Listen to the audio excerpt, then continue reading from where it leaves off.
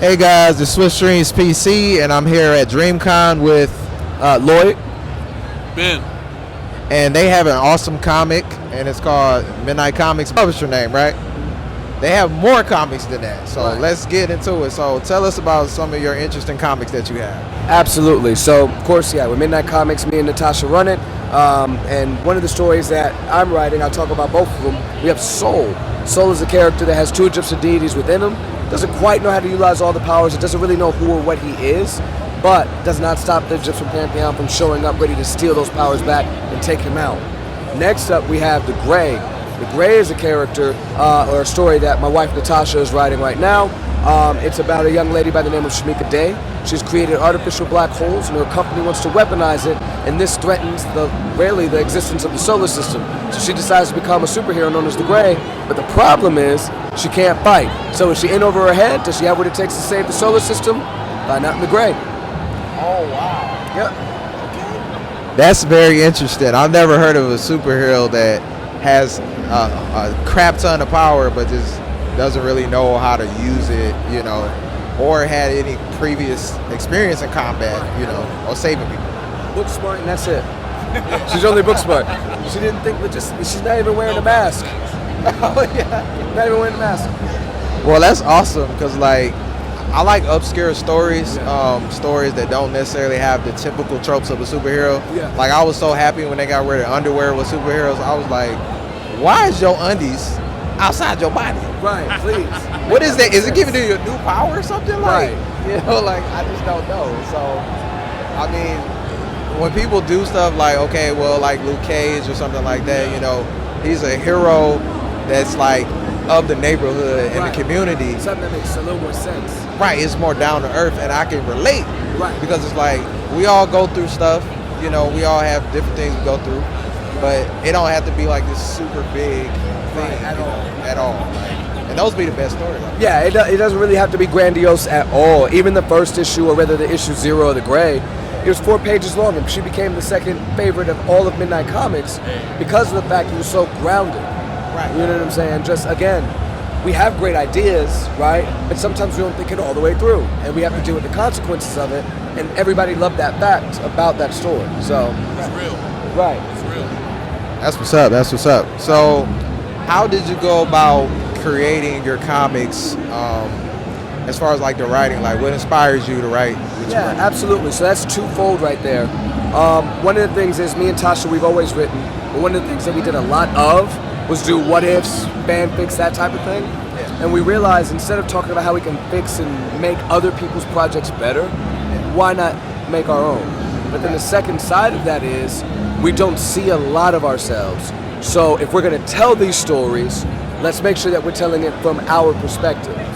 So when you talk about like Soul, the deeper meaning behind that story is, we don't know a lot about our heritage over in Africa, right? Now, of course, Egypt is very popular and stuff like that, and we usually start there, right? But he doesn't know what he is.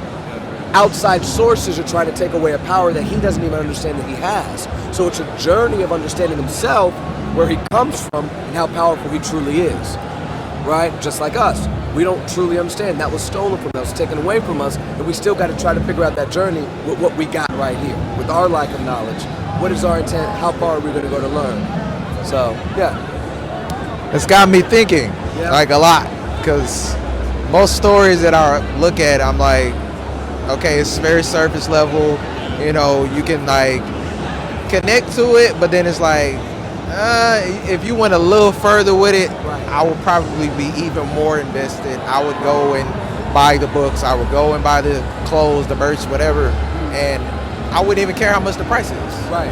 So I think that that's great, because you've already set that foundation now. You're not waiting till later where people like, well, they don't talk about stuff the way I want to talk about it. It's not deep enough.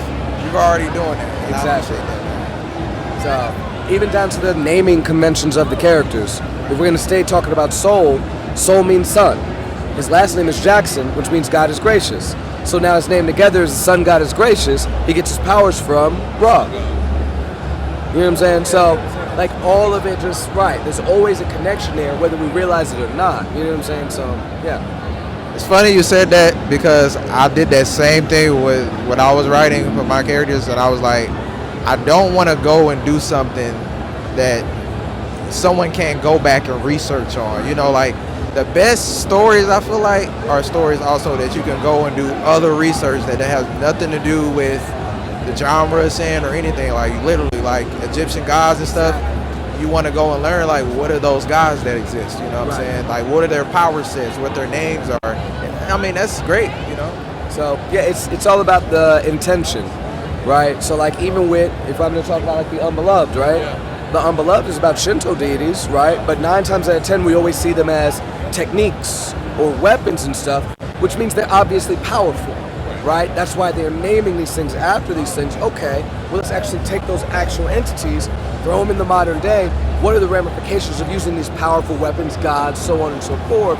What does that actually look like, and how do we deal with the aftermath of such things? You know what I'm saying? So, yeah, just the intent behind what you're using, the characters you're using, again, trying to figure out that history of all these different things and how you can warp it and maybe even put your own spin and voice into it while still staying true to the very essence of what you're pulling from. Hey, I understand that, and I love that. That's dope right there. What are some other stories that you have within this family of Midnight Comics? Stories that we have, yeah, oh my gosh, plenty. So we already talked about Soul in the Gray. Another story, one particular again that my wife is writing, called Admani, follows a young lady by the name of Fatima. And how we've been explaining to people is like, imagine if all of a sudden you caught on fire, like right now. You're not burning, you're not hurting, but you're on fire. Would you be excited or terrified? Terrified. Now, drop crippling anxiety on top of that, and that is her daily life. She's got to push through her fear of her developing fire powers and basically find the confidence in herself to move forward and get over or find the help that she needs to get past her mental health issues. It's a lot to carry, and especially when you don't have someone to talk to about what you're going through. How do you overcome that? So again, yeah, cool, fire powers, usually in stories. I'm going to become a superhero, I'm going to do this. I have no one to show me. I'm scared of these things. That's what you did to me. That's dope. Like fire powers that randomly come out of nowhere. I mean, the mere fact of it that it's a destructive power. I mean, I could only imagine what she would go through if she was near someone she loved and it just happened. You know. Yeah. There's another story. If you want to talk briefly about the story, whatchamacallit, Blood and Corn. Yes. We do have another story. I represent Dice and Dopeness. I'm here just on the strength of my brother, but Dice and Dopeness is based around stories that me and my friends have created over tabletop RPGs and things of that nature, in particular D&D. In one of our recent D&D campaigns, my friends and I, they were a party of vendors, and throughout a series of events and some betrayal, they ended up in an area that was covered in darkness, and they were hunted by large mammoth-sized spiders, and they had to spend their time. They're not super heroines. They don't have abilities. They're using their knack and literally their feet to outrun massive spiders that are coming down from the sky, impaling them. They called me so many names throughout us playing this story. But Blood and Coins is a graphic novel that I'm crafting and we're working together to release that is about that story. It's going to go more in depth. It's going to have more lore. We played the game just to play, but I'm going to explore the lore that is involved around some of Midnight's universe as well. I'm not going to say too much. I want y'all to read it, but we're fabricating a story here. Mine's based off of TTR RPGs, and him based off of stories that him and his wife came to. And it's amazing when you get with another writer. Like, I've known this guy most of my life, and to have two amazing writers get together to come out with some stuff, that's major to me. Teamwork make the dream work. There you go. That is literally all I'm about, man. Like, I know my partner didn't make it here today, but he's coming. And me and him been working together for like, I would say a year now. Okay. And as soon as we were about to get to something really good, like he was drawing my character, everything was looking good, he just disappeared. And I was like, whoa, what happened? And he was like, well, life been lifing, you know. So even though I may be a content creator or whatever, I still kind of like check on people. You know what I'm saying? Like make sure that they good. Cause Everybody's all right. overall, when you're working with people, like you don't know what the other person may be going through. You know what I'm saying? But the closer they are to you, the better it is for your relationship when you're trying to write stuff. Absolutely. And it's very possible because, again, obviously we're working on Blood and Corn together, of course. Yes. But also, like, we even have a book. There's another book, 13 of us creators. They getting crazy out here. It's DreamCon, y'all. Right. But this was a collaboration project of itself. It's 13 of us creators came together and made this happen. So that's what Super Team is anyway. But yeah, collaboration, like you said, the closer you are, the easier it is. But even if you're not, it's still very much possible with good communication. So like, is your comics in a connected universe? ooh, I'll tell you what, there are hints. There are hints to some possibility of certain stories being in a connected universe. I like that. I just see Deadpool and Wolverine the other day, and I was like, yeah, they were crazy. Like, you know what I'm saying? So I don't know. Like when you have great stories, and then at some point you may want to bring them together. I love that stuff. I ain't gonna lie to you. Dude, people have been looking forward to the possibility of that forever and a day. Like, legit, since we dropped our first book, they was just like, so, is it possible that this, and this? You tell me. So, I mean, I think a good thing you probably could do is set up a poll. yeah, I do that all the time on my YouTube. I say, hey guys, I'm working on this project. What do you want me to do? Yeah. Do you want to do choice A, choice B, choice C? right. And if they like it, 9 times out of 10, it's gonna hit. Yeah, absolutely. It's funny that you bring that up because when we did Tales from Midnight initially, we had 4 stories in there. And so we had The Grave, Blue Morpho, Soul, and Admani. And we did do a poll and we asked everybody, well, what story out of these 4 do you like the most? Top 2 stories, Soul and The Grave.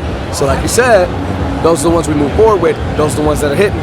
That's what everybody's buying up. So we're gonna move forward with those, get to a certain point, then do another poll, take them out. Now tell us the rest of the stories you want to see. Because now the audience gets exactly what they want, while others are getting introduced to our top stories, you know? So Okay, that's dope. That's dope.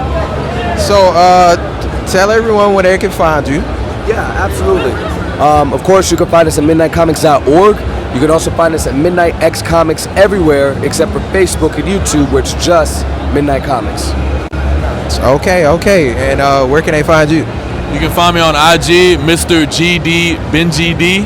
I'm working on my TikTok, so I'll get more information out. But you can find most of my skits and all of my content on Mr. GD BenGD on IG. All right. And so I'm not going to end the video like I usually do yet, because I'm actually going to buy some books. Okay. And get them signed. Awesome. I haven't never done this, so I'm ready to get my first ever comic book at a Comic-Con signed by Midnight Comics. Great. Okay, so for sure I got to get sold. I got to get sold. Got to. I like fire powers, so I'm probably going to go with her. Yeah. Yeah. Get that right there. Yes, sir. And that right there. All right. I'm going to sign it for you right quick. All right. Appreciate it. Thank you.